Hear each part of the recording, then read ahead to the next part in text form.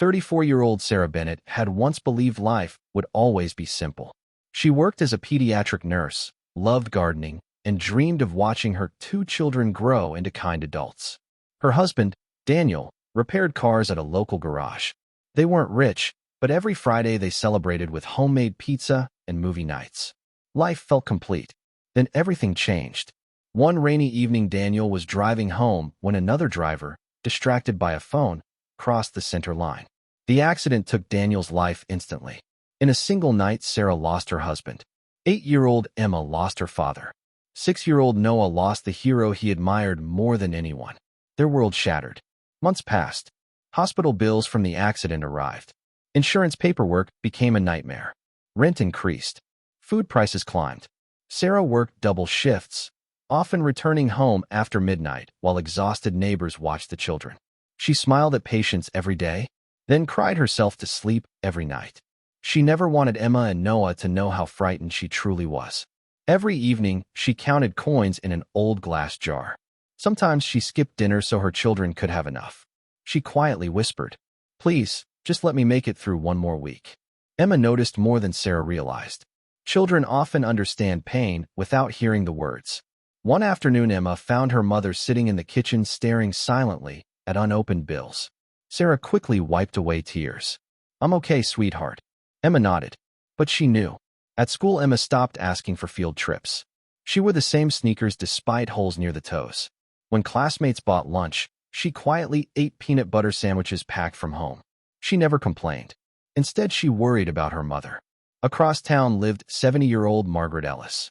Margaret had retired after spending 40 years teaching elementary school. She lived alone after losing her husband several years earlier. Every morning, she volunteered at the local library. She believed every person carried a story, and she never ignored people who looked lonely. One afternoon, she entered the grocery store. Standing near the checkout was Sarah.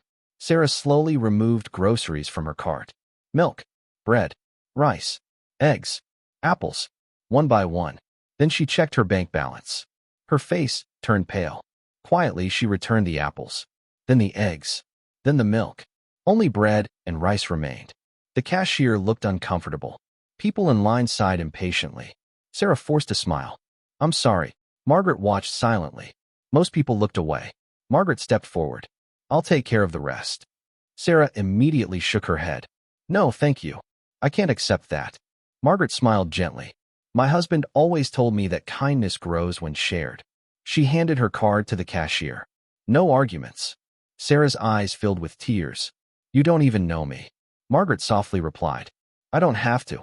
It wasn't a huge amount of money. Just $87. To many people, almost nothing. To Sarah, it meant her children would eat breakfast for another week. Before leaving, Margaret handed Sarah a folded piece of paper. "If you ever need someone to talk to, call me." That tiny moment lasted less than 5 minutes. Neither woman realized history had just begun changing. Sarah waited 3 days before calling. She felt embarrassed, ashamed, but Margaret answered immediately. "I'm glad you called." Their conversation lasted nearly 2 hours.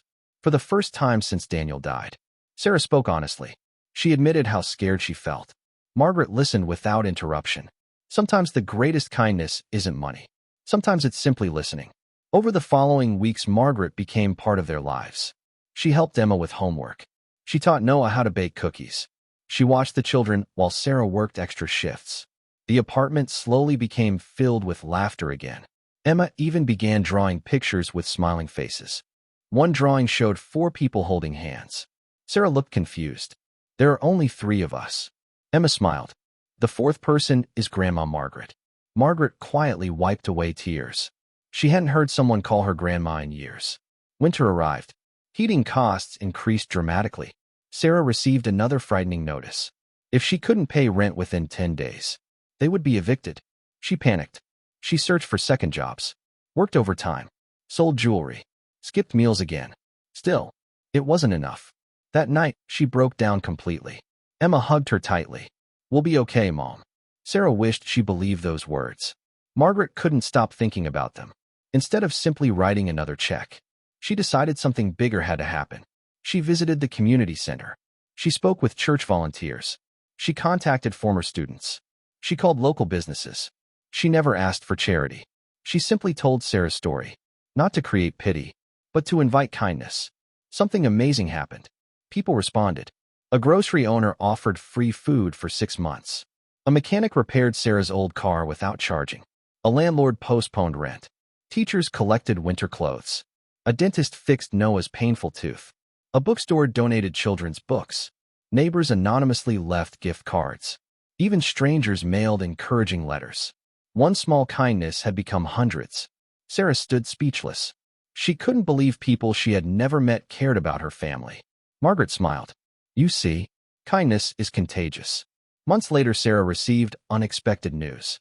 The hospital where she worked announced a leadership training program. One supervisor recommended Sarah because patients constantly praised her compassion. Despite exhaustion, she applied. She studied after midnight, practiced interviews, refused to quit. Weeks later, she got the promotion. Her salary increased significantly. For the first time since Daniel's passing, hope felt real. Emma's confidence returned. She joined the school choir. Noah made friends through soccer. The apartment, once filled with silence, echoed with laughter. One evening, Sarah prepared homemade pizza, exactly like the old Friday nights Daniel loved. They placed one extra chair beside the table. Margaret laughed. You know, I could never refuse pizza. It had become tradition, not because they were related by blood, but because kindness had created a family. Years passed. Emma graduated high school as valedictorian. During her speech, she surprised everyone. She looked toward Margaret, then toward her mother. She smiled. People often ask me who inspired me. Most expect me to mention famous people. Instead, I'd like to tell you about a woman who bought groceries for a stranger. The audience became silent. Emma shared everything. The grocery store, the phone call, the community, the hope. She finished by saying, one small kindness didn't simply help us survive. It saved my family. It gave me my future. The auditorium erupted into applause. Margaret cried openly. Sarah held her hand. Emma later earned a scholarship to become a social worker.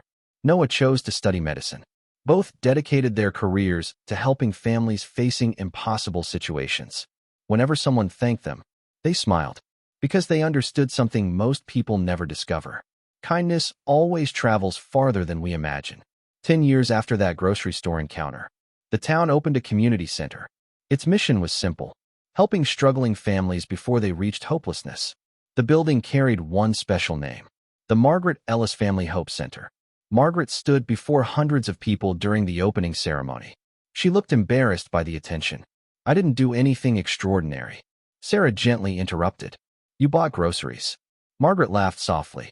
Sarah continued. No, you saw us. Everyone else saw a tired woman. You saw a family worth saving. Silence filled the room. Many people wiped away tears. As the years continued, thousands of families found food, counseling, job training, childcare, and friendship through the center. Many volunteers had once received help there themselves. The kindness kept multiplying, generation after generation. One decision, one moment, one stranger, changed countless lives forever. One peaceful evening, Margaret and Sarah sat on a park bench watching children play. Margaret smiled. Do you remember the grocery store? Sarah laughed. I remember thinking $87 was impossible to repay. Margaret shook her head. You already repaid it. How? You passed it forward. Sarah watched Emma helping a frightened little girl who had fallen from a swing. Noah handed another child a bottle of water. Kindness had become part of who they were. Margaret whispered, that's how the world changes. Maybe today someone around you is quietly carrying burdens you cannot see. Maybe your smile, your encouragement, your 5 minutes, your meal, your phone call, your kindness could become the reason an entire family survives. Never underestimate small acts of love. They often become someone's greatest miracle.